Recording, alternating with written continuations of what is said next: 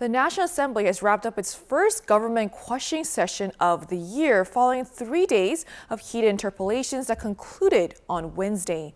It covered a wide range of state issues ranging from U.S. tariff pressures to regional administrative integration. Our correspondent Moon Hae-ryun joins me in the studio to tell us more. Welcome, Hae-ryun. It's good to be here, Sujin. It's good to have you. So Hae-ryun, let's start with the basics. So what's an interpellation session and what was particularly meaningful about this one?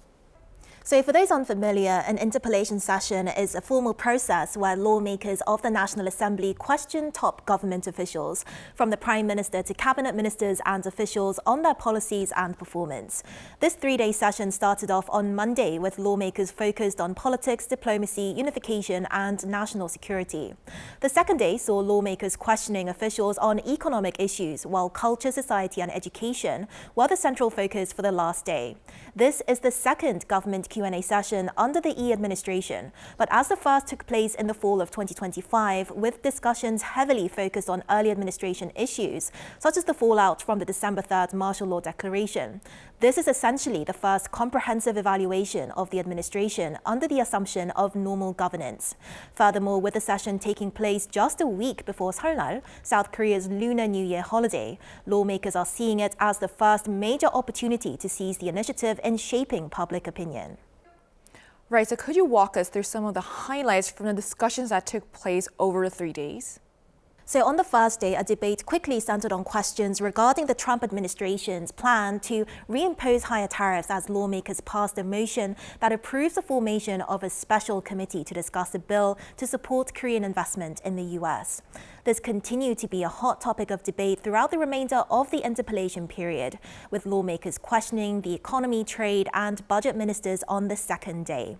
Opposition lawmakers pressed the government on concerns surrounding rising U.S. tariff pressures and that the government may not be taking U.S. concerns over non-tariff barriers seriously enough. Amid the critical South Korea-U.S. tariff talks, the government must restore trust in the bilateral relationship. Meanwhile, ruling party lawmakers highlighted the Yi administration's achievements, such as South Korea's benchmark Kospi surpassing the 5,000 mark, alongside suggestions to boost the stock market going forward.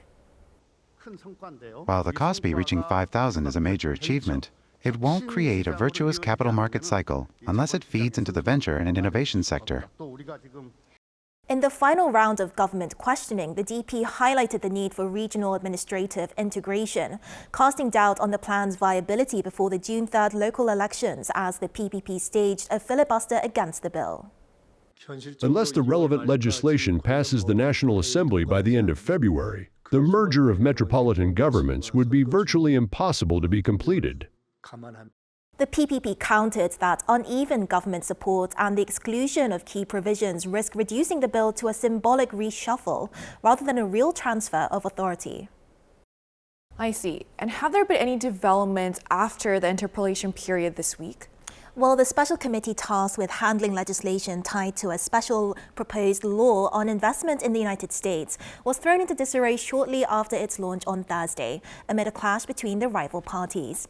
The opposition People Power Party raised objections to the ruling Democratic Party's unilateral passage of judicial reform bills in a committee meeting the day earlier, warning that the dispute could derail talks. The committee held its first plenary meeting at 9 a.m. with finance and industry ministers in attendance to review 8 bills linked to a Korea-US strategic investment memorandum signed last November.